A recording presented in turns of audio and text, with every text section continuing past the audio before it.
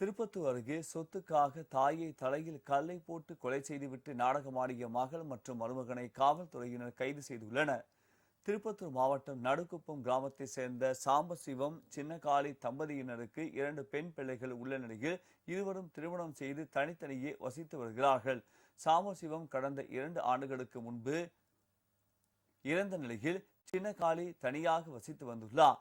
அவருக்கு துணையாக அவரது இளைய மகள் கீதா தனது கணவர் சிதம்பரத்துடன் தாய் வீட்டில் வசித்து வருகிறார்.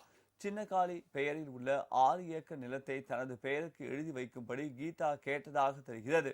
ஆனால் தாய் மறுத்து வந்ததால் இருவருக்கும் இடையே அடிக்கடி சண்டை ஏற்பட்டு வந்துள்ளது. இந்த நிலையில் கீதா தனது கணவருடன் தாயை காட்டு பகுதிக்கு அழைத்து சென்று தலையில் கல்லை போட்டு கொலை செய்து யாரோ அவரை கொலை செய்து விட்டதாக நாடகமாடியுள்ளனர். பின்னர் காவல்துறையினரின் கிடுக்குப்பிடி விசாரணையில் கொலை செய்ததை இருவரும் ஒப்புக்கொண்டனர். பின்னர் அவர்களை கைது செய்த காவல்துறையினர் நீதிமன்றத்தில் ஆஜர்படுத்தி சிறையில் அடைத்தனர்.